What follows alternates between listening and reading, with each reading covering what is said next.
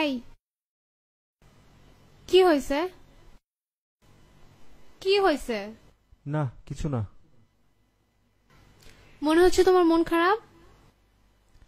আচ্ছা আমি তোমাকে একটা কোশ্চেন আস্ক করি, হ্যাঁ?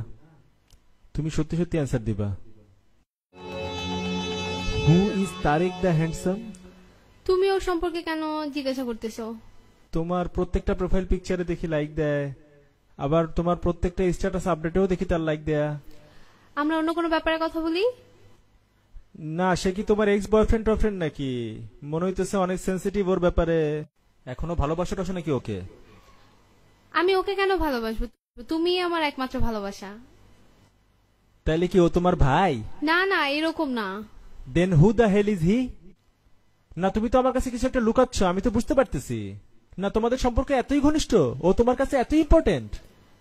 আমি যদি সিক্রেটটা ডিসক্লোজ করি তুমি আমার উপর রাগ করবা। দেখো আমার কিন্তু সত্যি এখন অনেক রাগ লাগতেছে।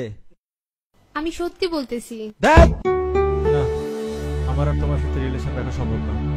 আমি বলবো, কিন্তু তুমি প্রমিস করো আমার উপর রাগ করবা না। আচ্ছা বলো। ওইটা আমার ফেক প্রোফাইল। যখন কেউ আমার পিকে লাইক দেয় না, তখন আমি আমার পিকে লাইক দেই ওই আইডি থেকে।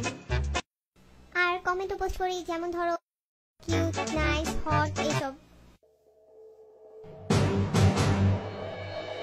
আমায় ভাসাইলি রে, আমায় ডুবাইলি রে, অকুল দরিয়ার বুঝি কুল নাই